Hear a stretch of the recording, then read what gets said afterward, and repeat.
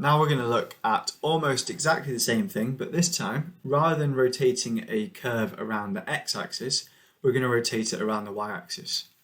So on the left-hand diagram here, we've got the curve, and we shaded in this region R, which goes from y equals A up to y equals B. And we're going to rotate that region around the y-axis by 360 degrees to make a solid that's on the right-hand side. So we want to come up with a formula for the volume of this solid. Well, an approximate volume would be to split this solid up into lots of different cylinders, sort of sitting on top of each other. So we could work out the total volume of the shape by summing, so sigma, all of the volumes of each cylinder. So the volume of each cylinder is going to be pi times by the radius of each cylinder.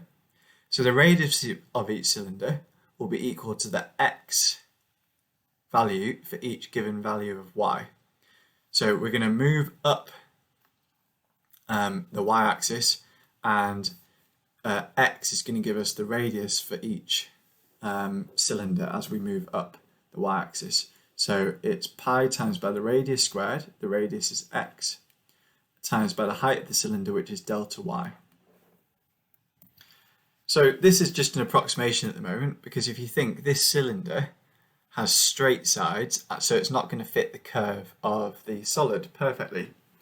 But what we can say is as delta y tends towards 0, so as delta y gets closer to 0, so we make the cylinder have a smaller height, this sum of all of the cylinders, because there's going to be more cylinders, we're going to get closer and closer to the actual volume. So we can say that the sum of all the cylinders is going to get closer to the actual volume.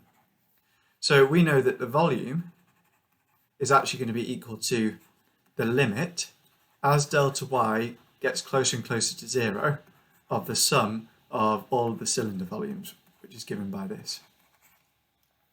Remember, this symbol here, lim, as delta y gets closer to 0, just means what happens to this sum when delta y gets smaller and smaller and smaller. And this will actually get closer and closer to a value.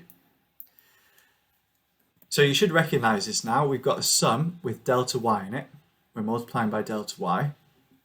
And we're making delta y get closer and closer to 0. This is actually equal to the integral of pi x squared. And this time it's dy. And we're going to have our limits from y equals a up to y equals b.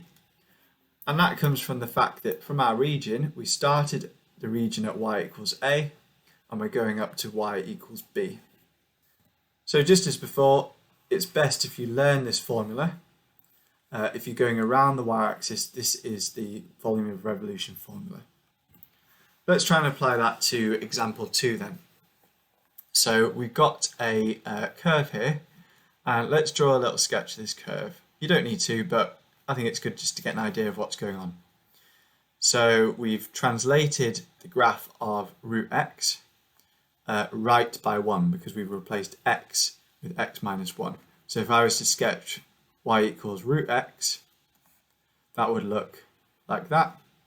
So this graph, I've replaced x with x minus 1, so I'm going to move it right by 1. So it's going to look something like that. So this is our graph, y equals the square root of x minus 1. So we're rotating it around the y-axis by 360 degrees this time, from y equals 1, so let's put in that line, y equals 1, up to y equals 3. So we're taking this region here, and we're rotating that around the y-axis. And if we did that, we'd get a shape, it's not drawn very well, we'd get a shape that looks something like that in 3D. So let's try and work out the volume of the shape. So we're going to use the formula. The volume is equal to the integral of pi, this time x squared dy, and we're going from y equals 1 up to y equals 3, because they're our y limits. Now, if you forget this formula, you can just derive it yourself. If you think about it, what we're doing is we're splitting this shape into cylinders. So let's draw a little cylinder, and the radius of the cylinder is going to be the x coordinate of this point on the graph, and the height of the cylinder is delta y. So you get pi x squared because it's pi times by the radius squared. So next we can just substitute in our value of x. Well, it's a little bit more complicated because we don't know what x is, but we can just rearrange this equation to get a value of x. Because remember, because we've got a dy integral, we want everything to be to do with y. We don't want an x inside the integral. We can't do that at the moment. So if we square both sides of this equation, we get y squared equals x minus 1. So we get that x equals y squared plus 1. So we're going to replace x with y squared plus 1. So we've got pi y squared plus 1 all squared dy. So let's take the pi outside of the integral and then expand the bracket to get y to the power of 4 plus 2y squared plus 1. And then we can integrate this function fairly easily. So we'll have a fifth y to the power of 5 plus 2/3 y cubed and plus y. And then all we need to do is sub in those limits of 3 and 1. So I'm going to leave the pi on the outside, and then I'm going to sub in 3, and we'll have a fifth 3 to the power of 5 plus 2/3 3 cubed plus 3.